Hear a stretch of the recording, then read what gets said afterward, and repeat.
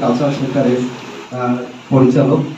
আসলে কাজের জন্য বাংলাদেশের মানুষ যেটা চায়, আমার মনে হয় ওনার কাছ থেকে সকলেই সেটা পেয়েছে। কারণ পার্কে গিয়ে বিভিন্ন প্রতিষ্ঠানে গিয়ে উনি যেভাবে সবাইকে এই আন্দোলনটার দিকে ধাবিত করছেন, এর জন্য আমার মনে হয় বাংলাদেশের যত সংগঠন আছে, যত যোগব্যায়াম চর্চা করি আমরা, সবার তরফ থেকে আমরা স্যারকে মনে প্রাণে খুব বেশি শ্রদ্ধা করি। আর আমরা এই কাজগুলো করার একটা সাহসও পাই। অনেক সময় মনে হতো যে এই যোগব্যায়ামটা বুঝি সেকালের একটা জিনিস, এটা করলে কি হবে বা এর উপকারিতা কি আছে কি নেই, সেটা বলার মতো লোক ছিল না। তো ওনাদের মতো লোক যখন এই পার্কে বিভিন্ন প্রতিষ্ঠানে যাচ্ছেন, তখন মানুষ এটাকে গুরুত্ব দিতে শুরু করেছে এবং দেখেছে যে যোগটা আসলে কি। সেই 4000-5000 বছর পূর্বে থেকে এই যোগ চর্চা শুরু হয়েছে।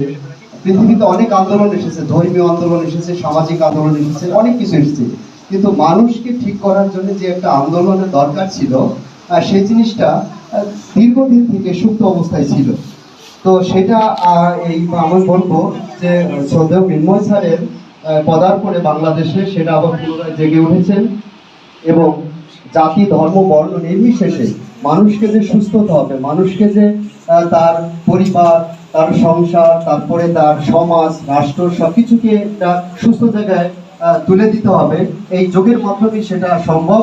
এবং ওনার পদার্পণে এবং ওনার বিভিন্ন জায়গায় অংশগ্রহণে সেটাই ফুটে উঠছে। তো স্যারের কাছে আমাদের সবার পক্ষ থেকে বিনীতভাবে অনুরোধ থাকবে, স্যার অনেকেই আসেন, অনেকেই চলে যান, যারা আগে এসেছেন তারাও ভালো, আমি কাউকে ছোট করছি না, তবে বিশেষ করে আপনার যে আন্তরিকতা এবং আপনার যে শ্রম, এই শ্রমকে আমরা কোনোদিনই ভুলবো না। আপনি যতদিন আমাদের মাঝে আছেন এই বাংলাদেশে, আমি চাইবো যে আপনি আরও বেশি দিন থাকেন, কারণ আপনি থাকলেই এই আন্দোলনটা আরও বেশি উজ্জীবিত হবে।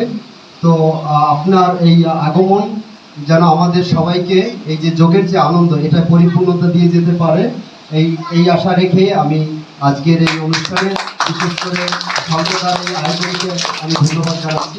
ধন্যবাদ সবাইকে।